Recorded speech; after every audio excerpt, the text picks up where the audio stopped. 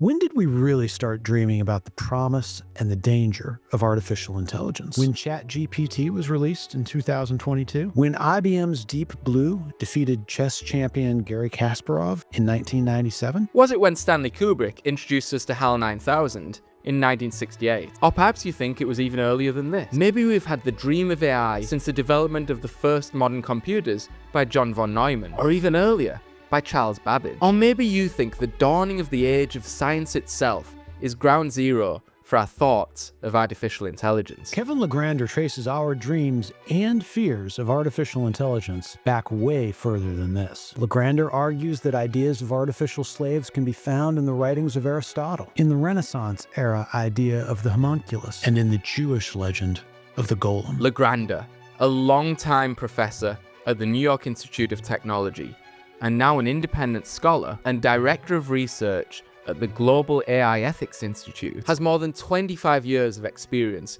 of teaching, writing, and speaking about technology and society. We were thrilled to be able to have a wide-ranging conversation with Professor LaGrandeur about his path-breaking research on androids and artificial intelligence in early modern culture, and his current work on the ethics and implications of AI. It's a UConn podcast. I'm Professor Stephen Dyson. And I'm Professor Jeff Dudas. And today we are honored to be joined by Professor Kevin LaGrandeur. Welcome to the UConn podcast. Great to be here. Okay, so you are a key figure in the study of artificial intelligence, and you have a sort of unique take on it as well. You're the author of Androids and Intelligent Networks in Early Modern Literature and Culture, a book I'm holding up here, and you've done a bunch of other really interesting and important stuff in this space. So I thought I might just start by asking you, could you please just orient our listeners and viewers as to your work and your background? How do you think about what you do and who you are in this field? Yeah, broadly speaking, I do technology and society or technology and culture. And I've been doing that since 1994 and publishing on it since then as well. At first, I mainly focused on systems theory and post-humanism. And then I sort of migrated because I use a lot of systems theory and a lot of stuff. It's mainly about artificial intelligence and its history, but I also talk about the ethics of it.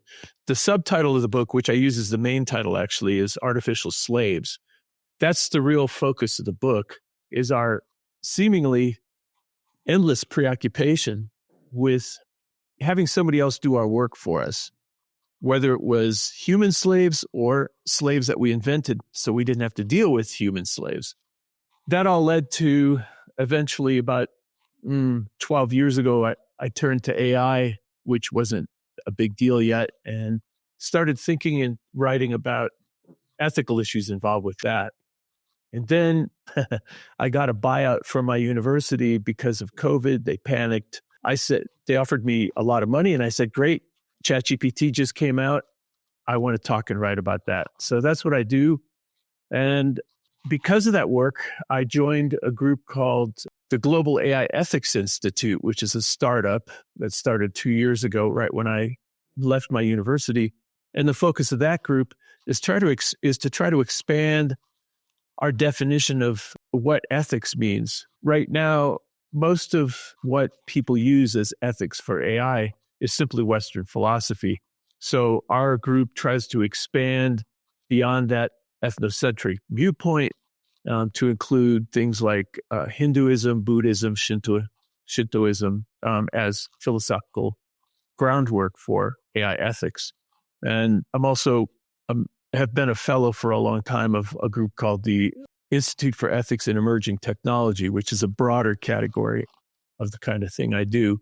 Yeah, so I think one of the first lines on your bio is that you find kind of surprising links between the humanities and the sciences, or you argue that the humanities and sciences I think the line is have more in common than first meets the eye. Could you say just a little bit about that sort of ethos? Well, I mean, in the broadest sense, both science and humanities are modes of discovery, and they often try to ignore each other, but I'm an interdisciplinarian, and that's kind of a growing move in the world of academia these days. It's hard to stay locked in your sort of ivory tower when things are happening all around you that seem to mix ideas from different disciplines. So, I mean, for instance, science fiction, I taught a lot of that, especially near the end of my teaching career, has a lot in common with physics. Both explore the outer limits of what reality is about. But so does philosophy. I've always said that at the far edges, quantum physics and philosophy have a lot in common. And so that's why I do a lot of crossover, and that's why I say they shouldn't be separated as much as they are. You know, Kevin, one of the things that you write about that is so interesting, I think, to both of us, is the long history of human desire around the creation of, in your book, you call them automata or machines, sort of artificial machines that will either work as extensions of human beings in our current corporeal form, or which might have some life that will exist in the post-human sense. And one of the things that we have been noting sort of over and over again as we kind of go through this series of work on AI and popular culture that we've been doing is that this desire, right, is accompanied with a lot of fears about what happens if you do successfully create an autonomous intelligent being or robot or machine. And the thing that's so interesting about your book, and I wonder if you could talk about this a bit, is the degree to which this is a far more historical fear and a far more historical desire of human beings. It's not simply something that is contemporary to the last 100 years or so, correct? Yeah. Yeah, I mean, it surprised me to find that. I just did a whole lot of research digging around. And when I discovered, I started with sci-fi in the 20th century, and I thought, wow, there's a whole lot of dreaming about artificial slaves in the 20th century. I mean, think of Razum's Universal Robots, the play written in about 1920 by Karl Čapek. That play was all about creating a whole race of artificial beings that would do the scut work for humans. And then that race takes over and displaces humans and makes them extinct. That kind of fear and desire mixed together goes way back, and I didn't think it would. I just started digging and saying, I wonder how far back this goes. So I went back through literature, both fictional and non-fictional, and I kept seeing this same motif over and over again.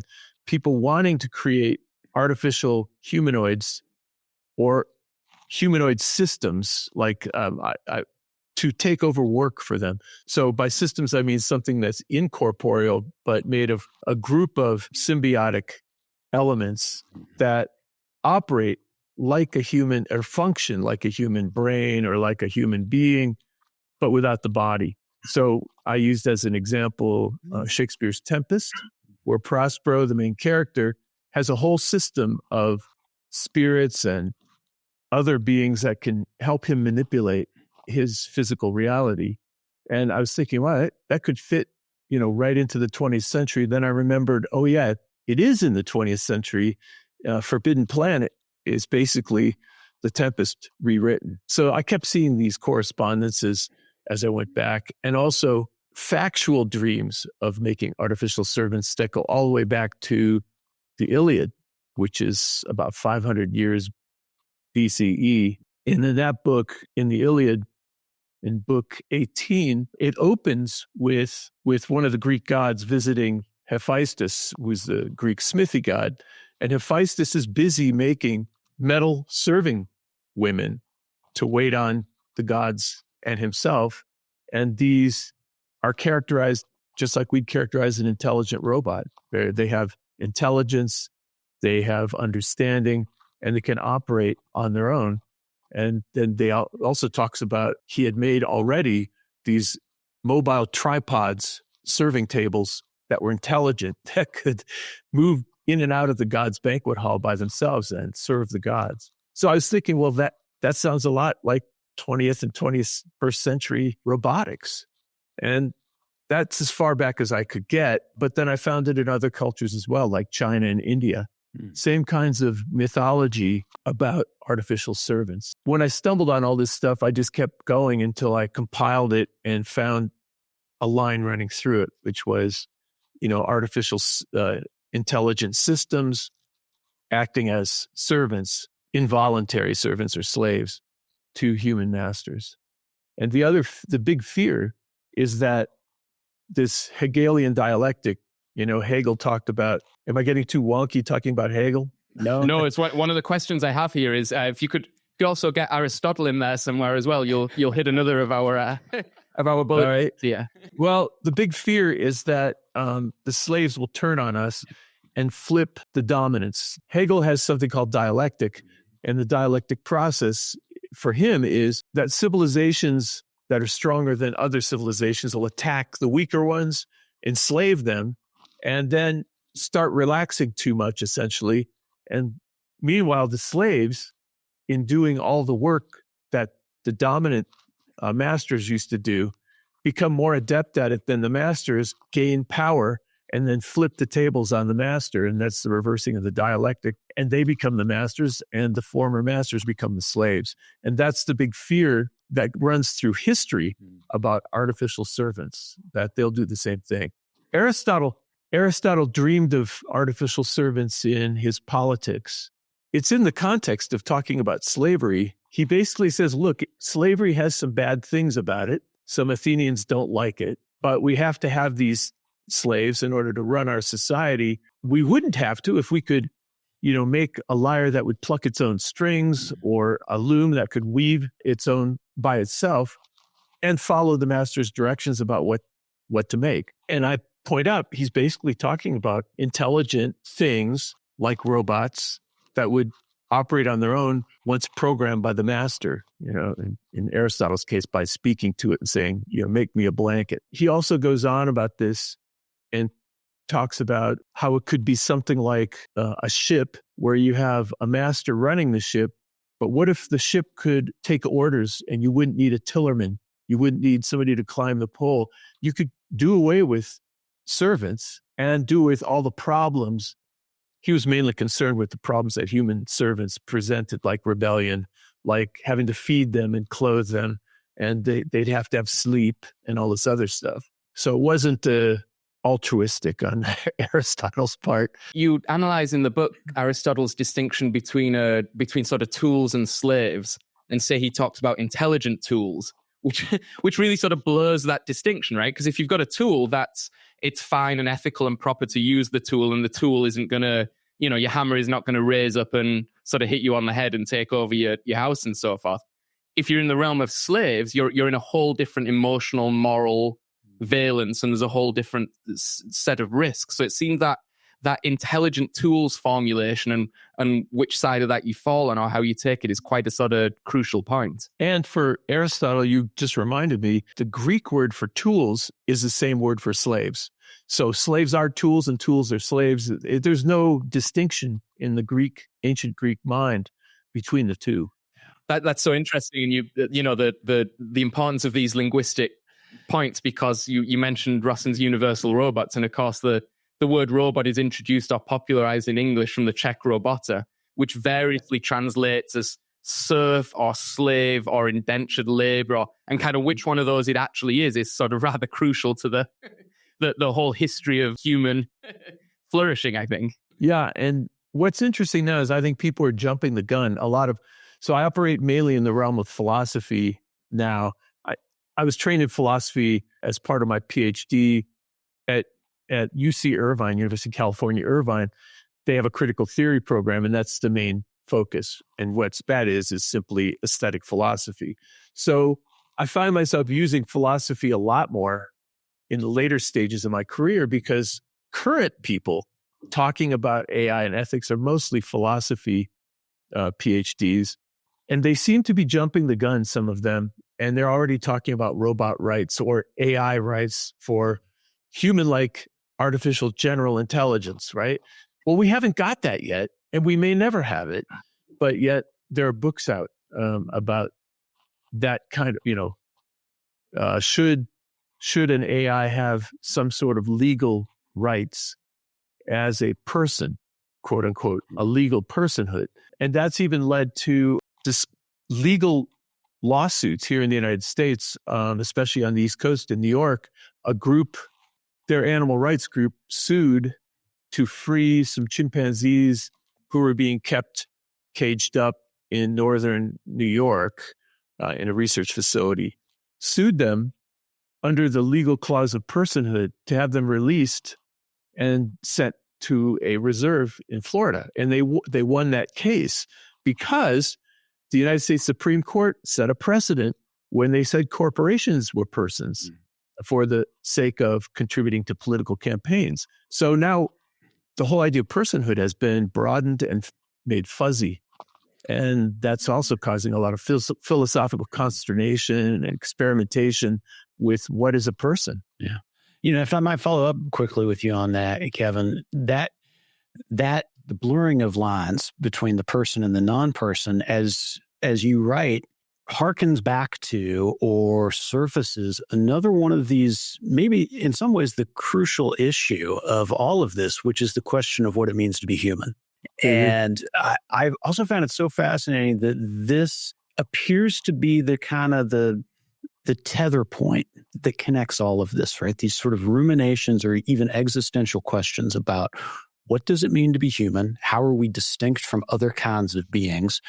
And crucially, what does it mean to live, right? What is the point of our existence here? And so I wonder if you might talk quickly a little bit about the way that the question of the human is sort of at the center of so many of these desires, fears, and anxieties about the creation and the potential consequences of artificial slaves, as you call them.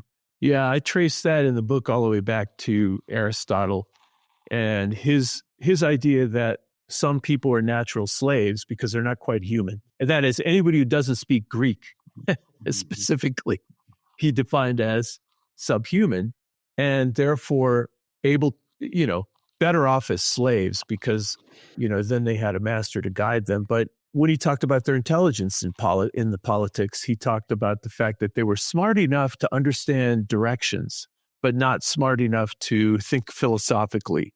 Because, talk to any one of them. They don't speak Greek.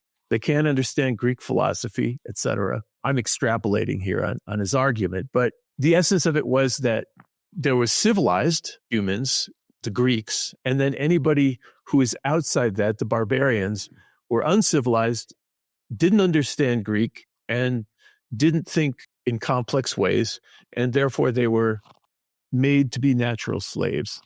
And then, that argument keeps getting used over and over after the classical period because, as you guys know, the Middle Ages and Renaissance revered all the ancients and basically just kept using their documents and their textbooks to teach each other. There's the famous slave debate I talk about in the book in the early 1500s where De las Casas, two priests, De las Casas and Sepúlveda, argued in front of the Spanish king whether or not Native Americans should be enslaved. And Sepúlveda, who was pro-slavery, used exactly Aristotle's arguments to say, these are not people, these are subhumans. And De las Casas, who had worked with the Native Americans, said, no, they're God's children, just like we are. And interestingly, the king agreed with De las Casas and said, yes, okay, no more slavery in the Americas. Well, guess how successful that was, right? The Americas were 5,000 to 6,000 miles away over a sea. The people who already lived there who were Spanish said, heck with that. I need slaves, and they just ignored the king's edict. But that's how powerful that Aristotelian argument continued to be. Okay, we're going to need to take a short break here, but we'll be right back with Kevin LaGrandeur.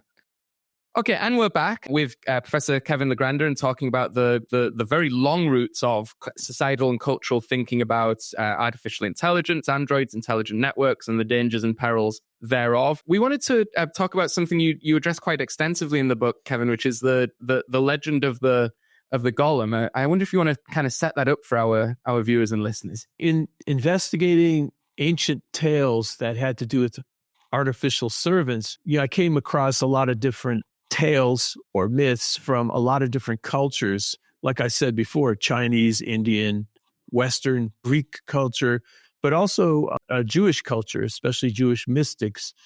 They had this tale of the golem, and the people who studied Kabbalah and who were into the mystical side of Judaism actually believed that the golem was real.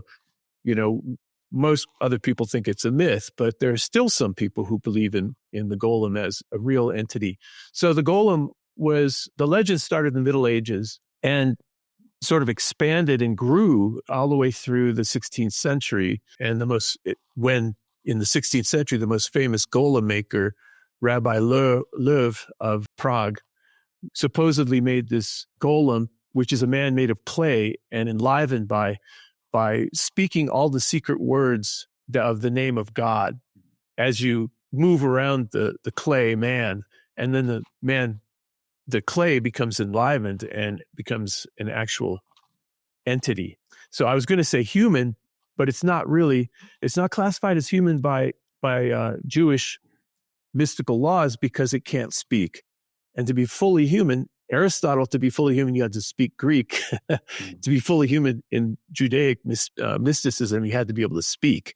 So the golem was mute, but it could understand orders. And it was kind of like a big robot. So you could tell it to do something and it would do it. So the reason it was created in the Middle Ages was as a devotional exercise. Supposedly, the mystical rabbis in training would go out in the woods, make this clay man, enliven it, and then break it down back into clay as just an exercise, sort of imitating God's creation. Then, as it evolved, the golem took on more dimensions and became a sort of protector of the Jewish people against pogroms, against sort of riots that killed Jewish people and were fairly common by the Renaissance. So Rabbi Löw's golem in some legends became a protector of the Jews in Prague. It would patrol the streets at night looking for any signs of attack by the local people who are non-Jewish. And there are all kinds of negative aspects of this, just as there are in all the other tales, that the golem goes rogue. It sort of goes on a rampage at one point and starts smashing things in the city just randomly. But there's another one that's a famous cautionary tale where another rabbi, not Löw, the golem is getting too big. One of the legends is it continues to get bigger and bigger until it becomes a giant. And in order to enliven it, you have to also write a script across its head in Hebrew letters that says in Hebrew, alive. And if you erase the first character, the Aleph, it spells dead. So it's just one letter difference.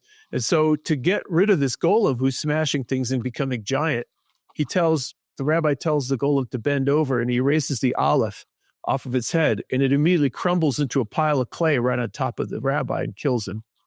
So, the whole two-pronged issue there of the danger of your intelligent creation and the benefits of that creation. And that's always the cautionary tale, that whatever we create, if it's too clever a creation, poses a threat to us as well. The thing about my book that I found surprising when I researched it was that this isn't a modern preoccupation. It's something that goes thousands of years back. It's very interesting, Kevin. And the thing that the question that keeps reverberating in my mind as I'm thinking about all of this and reading your work, we've got this long and deep history of human desires and fears around the creation of products. How are we to understand why this continuously occurs in what it certainly appeared to be cross-cultural, even something that might ascend to the level of being time out of mind, right? Almost like a bone-deep human fear and desire. Can you help us understand what might account for the consistency of this? Yeah, I think it all goes back to the legend of Prometheus. I mean, I'm using Greek mythology again, but I think that legend typifies a universal worry by humans. That is, that we're going to defy the gods by making things that we shouldn't make. Anytime we try to alter the natural course of things, extend our lives artificially, or make something to defeat our limits, our natural limits. And artificial slaves, like AI, inherently defeat natural limits. They allow us to, my smartphone, this allows me to remember all kinds of things I wouldn't remember otherwise. It's what Edwin Hutchins called a cognitive artifact. It's an extension of a part of my brain. It's the part of my cortex that can remember things, or that can make me sound really smart by holding it down here where you guys can't see it and looking up a name like Edwin Hutchins that I can't remember, and then at a conference, I sound really a lot smarter than I might actually be. So, I'm defeating natural limits with my technology. And I think people understand that goes beyond our natural abilities. And because people also have a spiritual side, they also worry that they're defying whatever gods they believe in. And then there's a condign punishment for that. Mm. And there you go. That sets up what seems to me to be a dichotomy that runs through your book between what I would say sort of small c conservative concerns of society writ large, which are to do with whether it's observing the limits of the sacred and the natural, or not taking too many risks and so forth. And then the sort of profane, highly risk-taking, sort of maverick, super scientific individual innovator doing ungodly or unnatural things in some wild laboratory. And that's it. That's very much like the plot of every contemporary AI film, right? There's, the crazy inventor goes off and does something in secret that shocks everyone. But that's not new at all. That's a very, very old kind of dichotomy or paradox or clash. Yeah, look at the original novel Frankenstein. That's 200 years old now, over 200 years old. And Victor Frankenstein, that whole narrative says exactly what you're saying. It's called, the title of the book originally was Frankenstein or the Modern Prometheus. So he's compared directly by Mary Shelley to Prometheus, defying the gods, making a human being, which is in the 1800s was God's purview only. And he gets punished severely for that over-adventurousness. That's something I talk about in the book a lot. I think the thing that runs through this is the punishment first goes to the intellectual maverick, somebody who dares to step beyond what's normal or generally known. Somebody like Galileo is lumped in with people like Victor Frankenstein, different eras, but you could say Galileo was vilified in the same way some magicians in the Elizabethan times were vilified as well. I talk about Paracelsus in the book, and he was German, but he was hounded from town to town for doing something modern physicians do, which is using chemicals to cure people instead of amulets and things, like that. And also learning by observation instead of reading Aristotle and other, Greek texts. He championed basically the beginnings of modern medicine. He was also a big grouch, which didn't help him. He was famously ejected from, he got a job as a professor at the University of Basel, I think it was. And he talked students into dragging books out of the library from ancient sources and burning them in the courtyard. And of course, he was fired from the university and driven out of town. So that's a big time maverick. And, you have this legend of Faustus also, originally Christopher Marlowe, and that's late 16th century. But then you have Galileo, who does a real person who does similar things to what those two do. And he's almost burned at the stake for his trouble. And it goes so deep and far as well, it strikes me, Kevin. I mean, the Faustus legend is, there's a contemporary version of it, which is the blues musician who goes down to the crossroads in Mississippi and sells his Robert Johnson myth, sells his soul to the devil in order to become the greatest guitar player ever, right? And it's this kind of, again, it's this sort of, as you say, this attempt to get beyond human limits, ordinary human limits, and the prices that are paid for that sort of ambition, right? Which, sort of, there's a concomitant point to that real people are often vilified for doing anything beyond what's considered normal at all. Like, okay, to make it personal, I started doing this study of technology when I was an assistant professor just out of grad school. I was not popular in my first department. I didn't get tenure, and I constantly had people saying things like, he's trying to replace us with computers. He's trying to replace books with computers. And these are English professors who revere musty old books. And they thought my interest in technology was heathen-like. I remember there was a rumor that when I came up for reappointment at one point, somebody in the department said, "We don't need a computer specialist. We have secretaries to do that." So, I was doing something that wasn't normal and trying to push the boundaries of, what English studies meant. And it didn't work out well for me. Eventually what I did became kind of the thing to do, interdisciplinary technology. Now they're bringing technology into the classroom in English classes all the time.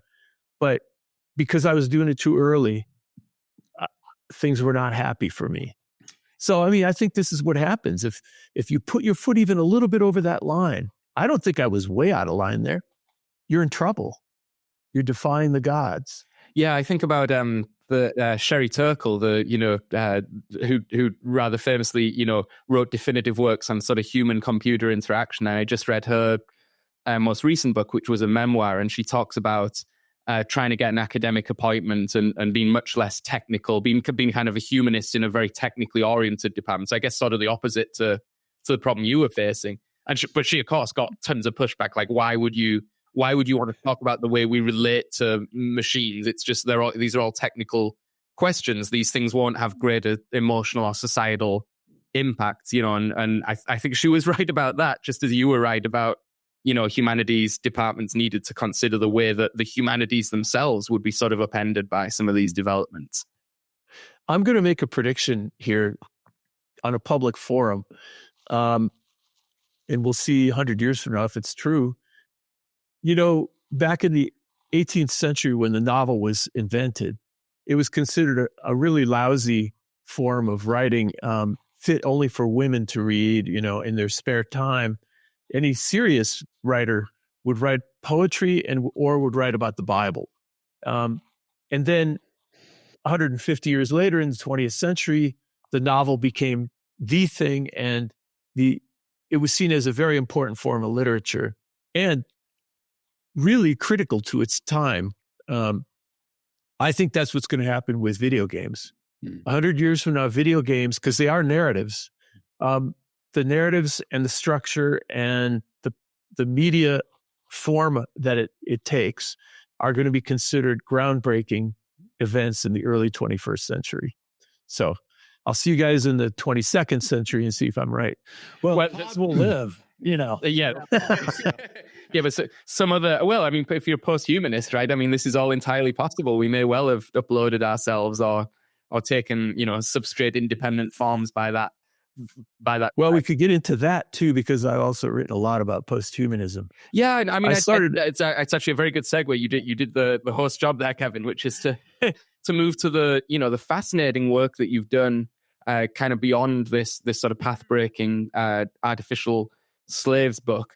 And I saw a number of themes, and I guess I'm gonna put them on the table and see which ones you want to run with. You definitely wrote about popular culture to a greater extent. It was very interesting to hear you say that you started with kind of science fiction, because obviously I encountered your work first with the early modern and Renaissance stuff, and then later I came across things like the handbook chapter you wrote where you talked about more contemporary science fictional representations of artificial slaves. You've also written about kind of the importance of putting emotions on the table when we think about AI, both giving AI something like emotions and also how we humans will relate to them emotionally. And then there's a fascinating strain in your recent work that's to do with, I'm not sure you use this word, but it's the word I would use, the kind of cyborgization that we are going to have to undergo in order to thrive in an AI world. So we can address all of those or some of those in sequence, or where would you like to go with that? Well, the two most recent things I've published of the things you talked about is the last two, which is the cyborgization of us. I think that was the reverse mimesis article, which I wish I hadn't used that title, because people don't have any idea what I'm talking about and they don't read it, except you did. So I would have been... One of my questions is, what is reverse mimesis? so I'm not totally blameless in this. Yeah, mimesis starts with us making machines that imitate us, but they get so good that we then have to start imitating them. So that's a simple explanation. It would have been better if I'd called it the cyborgization of human beings, the enforced cyborgization of human beings. That's my key point, is that it's being forced on us. We're going to be left, I think, and so does Elon Musk. I think he's right, at least partially, when he says that in order to survive AI, we're going to have to compete with them by taking on forms of AI ourselves and implanting them in ourselves so that we can upgrade ourselves to become like AI. So he's basically advocating reverse mimesis, reverse imitation, or cyborgization, as you said. I had to use mimesis because it was in a book about mimesis. Yeah. So I just thought a mimesis was a tasty alcoholic drink, but I guess I was. We get the same, what's interesting, Kevin, is you're talking about cyborgization. You get this same, in popular culture representations, this same sort of dual-edged sword about the promises and the perils of cyborgization. I'm thinking of two texts in particular from the late 1970s. On one hand, The $6 Million Man, and on the other hand, Star Wars, with Darth Vader becoming famously more machine than man. And so even here, we've got these decades long, at least, forerunners in our imaginations that still hook back into the age-old fears and desires that we've been talking about all this time. Yeah, and the cyborgization is depicted in pop culture as either something really great or something really bad. Like Luke Skywalker is cyborgized as well. In the series, he loses his arm in a fight with lightsabers, and he gets a brand new arm that looks and acts just like his old one. In fact, I think the second movie opens with him adjusting his arm. Looks great. And so I've gone to actually a lot of conferences with, what happened is I worked with Catherine Hales when she was in the process of writing her book, How We Became Posthuman. And I was in an NEH seminar with her back in 95. And then, we started talking about all this stuff. And I carried on with that work for a good 10 years before I started moving into ethics and AI. So I was part of a group of early posthuman theorists, and we talked about how do you define posthuman, and Hales had, I think, a really good definition. Posthuman versus posthumanism. People use the terms interchangeably, but they're different.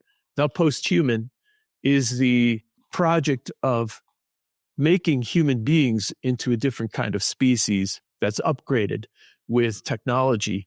But posthumanism is what comes after humanism. So it's an extension of postmodernism, and it's a philosophical concept. So I've written about both things. I think the posthuman is more intriguing.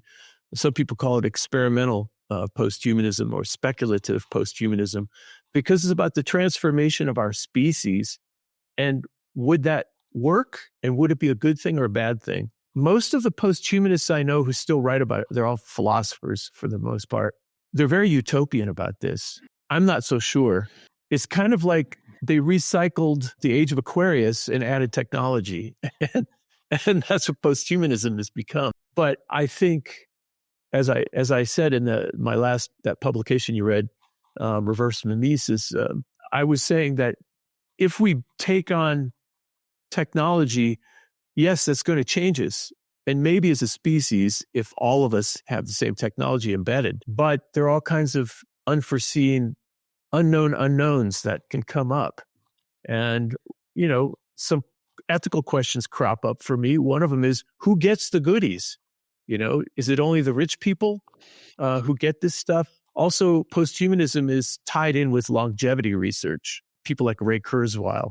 And do you really want to live 400 years?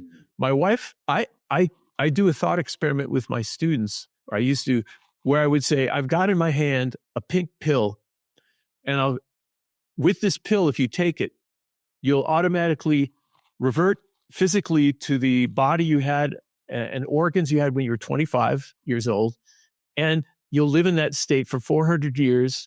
And at the end of that 400 years, within a few months, you'll degenerate and die.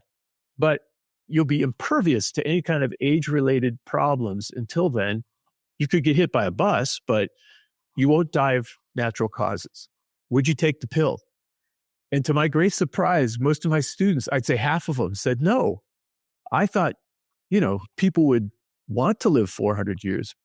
But they all said, my students continually said, well, I would miss all the people that died while I was living. And I said, okay, change of plan. I have as many pills as you want. You can give them to your friends and relatives, but they have to want the pill. You can't just force it on them. Would you now take this pill? And still a lot of them said no. For other reasons that surprised me. My wife said, absolutely not. And I said, well, what if I had the pill? Wouldn't you want to live 400 years? She said, look, living 400 years means I'd have to work 350 of them to build up enough money to retire. And she said, plus I get bored. I think life would get boring after like 150 years. And then I'd be sorry I took the pill.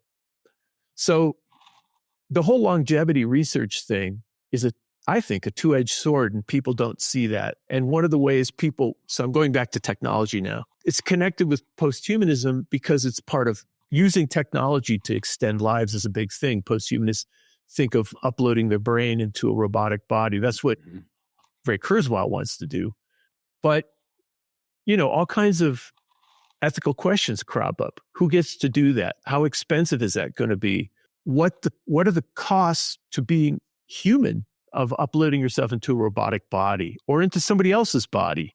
There's a great novel that delves into this by an English guy, last name Morgan, called Altered Carbon. It was made into a series by Netflix. And it was the series really follows the book very closely, but they go through all the theoretical stuff so quick that you have to pause and reverse it to run through it. But this guy, the author, really considers all these upsides and downsides of altering humans with technology. You can needlecast your mind or your mind and personality through space and load it into another body at the other side of the universe and do that within 30 seconds. But it's not your body, and it behaves differently than your other body did. And you lose control of that previous body, and that's that, and also it's immensely expensive to do this. So the only people who are allowed to do it are basically military people who are going to conquer another planet or something like that. Also, in the book, only rich people can really afford to live long time by casting their mind into a new body every time their present body ages. And they're rich enough to multiply their own bodies and store them away in cold storage. Whereas poor people, if they get a second life, it's usually into like a prisoner's body or somebody who was cheap, So all these things are really good points. And, if you have thanatophobia, fear of death, then maybe this is a good thing to do. But I don't think anybody thinks about this stuff enough, and that most posthumanists are overly utopian in their thinking. Yeah, and this is a crucial point that I want to come back to in just a second. And we are back with the final part of our fascinating conversation with Professor Kevin LaGrandeur. I did just want Kevin to sort of foot stomp or emphasize some of the things you were saying about the cyborgization of humanity and the enforced nature of it, and the fact that, you know, that there's going to be sort of deep inequities in how this kind of rolls out. And if some people start getting enhanced by some of these cyborgization technologies, some of which are rolling out at the moment. I know you have examples in your most recent paper of some, you know, on the near horizon technologies, then it won't just be those people who are going to have to do it. It's other people are going to have to either get on board or suffer the consequences in the workplace and in the economy and so forth. And I thought a lot about two popular culture texts, contemporary popular culture texts. Do Androids Dream of Electric Sheep, which I know you've studied deeply. It's part of your most recent article, along with Total Recall, two Philip K. Dick texts, which I always think Do Androids Dream and Blade Runner are so important in this AI debate, because they depict not only the creation of artificial persons, but they also depict changes to the quote unquote real humans, you know, the degradation of humans through pollution in Do Androids Dream and in Blade Runner, and the kind of empathy organs and so forth, and mercerism that you get in Do Androids Dream.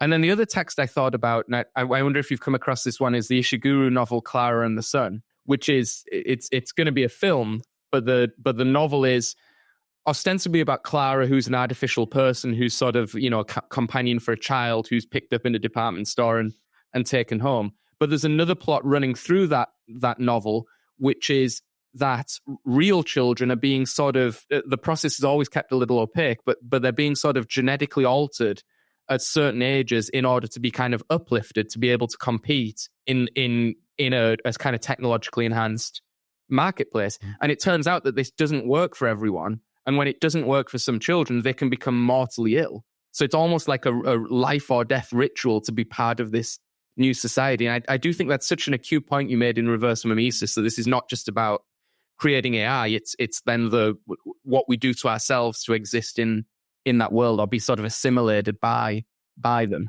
Yeah, I mean, I think as you're implying, there are a lot of downsides implicit in taking on board ourselves, our bodies, and our brains.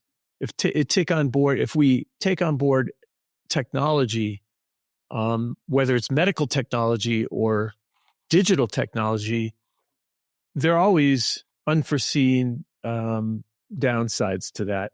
What you were referring in Clara and the Sun to the genetic modification of children, that's already taking place experimentally in China. There was a famous episode about 5 to 6 years ago where a rogue scientist in China, he ended up being found out to be rogue.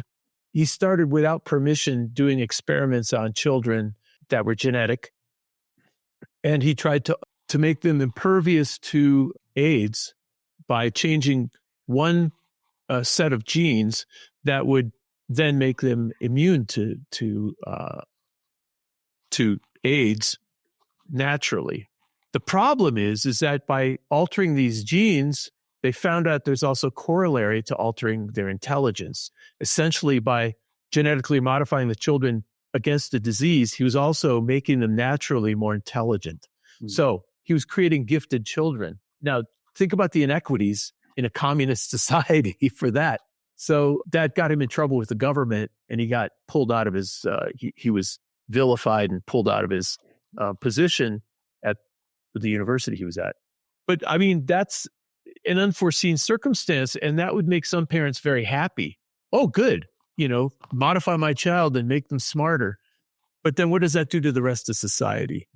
What does that mean for the children who can't afford to get that modification or who just don't have the access? These are things that keep me up at night. And, you know, going back to what you're saying about my essay about modification, reverse mimesis, which is about modifying ourselves digitally or with chemicals or with genetic modification in order to enhance ourselves, to make ourselves more like AI so we can compete with them. That's also problematic for that reason, but also because you're changing the nature of a human to something else, something other. And we don't know if that'll be a good thing or a bad thing. Just to take one modification that's digital, I talked a lot in various articles about Elon Musk's company Neuralink. He put $100 million of his own money into that. And it's kind of been out of the news lately, but that product he started with, which he calls neural lace, was actually a device that was invented at Harvard University by a team led by Charles Lieber. Basically, what Lieber made was a very fine mesh that you could drop into the brain and it would become a Wi-Fi antenna. And you would communicate instantaneously with digital devices external to your body. So, I mean, all kinds of ramifications there. Musk liked that. He adopted it. And eventually the plan was by Lieber that the mesh would be so fine, it could be rolled up into a syringe and injected into the carotid artery, therefore non-invasive surgery.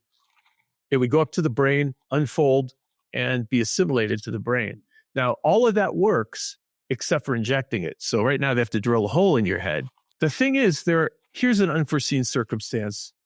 Lieber did not talk I read his article, and nor does Musk, about the fact that that mesh only survives for about 6 months before the body dissolves it.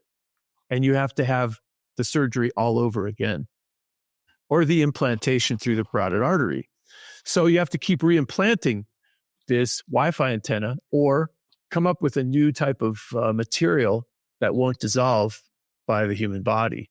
But the human body attacks anything that's placed inside of it. So nobody talks about that. The other thing is, Musk realized, to his delight, that one of the implications, if everybody had, or anybody who had this Wi-Fi antenna implanted in their brain would be able to, through digital means, digital networks, to communicate telepathically and instantaneously with each other. Now, he thought that would be great because it would speed up our abilities and make us more like AI. But it would also, for instance, invade our privacy. How do you shut down that thing so people don't read your mind all the time? How do you start interfacing or interacting with other human beings if they know instantly what you're thinking and you're trying to be a little, say, polite or diplomatic? That's not going to work. Diplomacy in total falls apart. How do you have politics if you can read other people's minds? So he doesn't talk about that stuff because he's too excited about the positive possibilities. That's the kind of stuff I was talking about. And to wrap up, I guess, the kind of stuff I worry about with human modification. Okay, so just a couple of things to finish. I mean, first of all, I wanted to ask you about the work you're doing now. I understand you're the research director of the Global AI Ethics Institute. What sort of things are you involved in? Yeah, so my job is this is a young organization. So my job is to sort of develop research projects, help people in the organization who want to do research, help, make the path smoother for their projects and so forth. So people are from around the world are in this organization purposely because we want to broaden the idea of AI ethics. So right now we have a group of people from the Middle East in our organization who are investigating the possible benefits and detractions of creating smart cities in the Middle East. We have another woman from Morocco who is working on her PhD in law, who is investigating medical privacy and its relation to digital devices and their development in Morocco. And what's interesting is, for instance, they don't have a HIPAA law, a privacy law for medicine in Morocco. And so I was, talking with her about HIPAA and some other privacy measures here in the United States to help her out. But we're doing as much as we can to also support those people. So far, we don't have much money. So one of somebody's job is going to be fundraising. And I have too much on my plate to do that. So we're trying to figure that out. And I'm doing my own projects, and so are other people. And when somebody publishes something, we post it on our website. There's a website called globalethics.ai, and that's our organization website. So let's see. So we're a sort of group comprised of academics, philosophers, scientists, business people, a whole lot of business people who work in AI or data science or whatever, but want to find a way to be more ethical about that. A good example is this guy, Alec Crawford, who lives in New Jersey, who has his own business. He's MIT-trained computer scientist. He has his own business, which is going very well, creating apps, AI apps on the back of AI standard models that will help businesses develop and use AI more ethically. And another guy who's about to join lives near me here in Santa Fe. He runs a startup that called Tartle, Tartle, that sources data to train AI ethically instead of scraping it and stealing it off the net. He pays people like you and me to make their data accessible to companies that run AI, and that data would be used to train AI, and they have to pay you for that data. So he's interested in ethically sourcing data. So that's the kind of stuff we do. You know, Kevin, thinking so much about AI and ethics and piggybacking on what you had noted a few minutes ago, that a lot of this stuff keeps you up at night. We wonder, what is your vision of where things might be going? Do you have a vision of where things might be going, the kinds of things that keep you up at night? Yeah, it depends what we're talking about. I mean, AI is in so many different places now and doing so many different things. Some of them worry me more than others. For instance, I'm not too concerned about using AI to power artificial limbs. I think that's a great thing. But I am kind of worried about implantation of brain-computer interfaces like Neuralace for reasons I talked about. One of the things I haven't talked about is my second book with James Hughes, who's a sociologist. I have a background in economics as well. And so we did this book on how AI might affect jobs in the future. And it was a collection of essays that we edited, and I wrote the intro chapter with James. And so we go through problems that AI will cause in jobs and possible solutions. I think based on the economist Joseph Schumpeter's experience and definition of creative destruction, he defined all the past industrial revolutions up till now as creatively destructive events. That is, they destroyed what was current and ruined jobs for like 20 years. But then after about 20 years, the people who grew up with the new technology created even more jobs than existed before. So if that's happened 3 times already, then history is forecasts the future. I think the same thing's going to happen with AI. The bad part of that is now and in the near future, we're going to have a lot of job loss. There was an article in this morning's New York Times that said I think a study predicted that it said 43% of all corporations in the United States are planning to lay people off and replace them with AI within the next couple of years. That goes along with creative destruction's probabilities. But I think I'm optimistic, and I think that 25 years from now, we'll have even more jobs than we had before. I think also I'm predicting that life will speed up instead of slowing down, just like it did with the advent of computers and work. Yes, AI will make you able to do your work faster, but then your boss will just give you more work to do. So that's 2 things. And I think the third thing is AI will power AI certainly will be involved with weapons of warfare much more within the next 10 years. And that could change the whole nature of warfare. If you can have AI fighting battles by having a pilotless plane like an F-16 flying, against somebody else's air force that's also powered by AI, it makes war pretty easy, doesn't it? Yeah.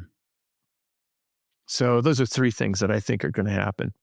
Okay, wonderful. So, Kevin, it's been our honor to talk to you today. The work is really important, a really sort of vital perspective on the dangers, the perils, and some of the opportunities of AI, and sort of different than the sort of existential threat discourse, I think, that dominates a lot of this space. And so we really appreciate the book, Androids and Intelligent Networks in Early Modern Literature and Culture, Artificial Slaves. And we've really appreciated your time today and your wisdom, and thank you so much.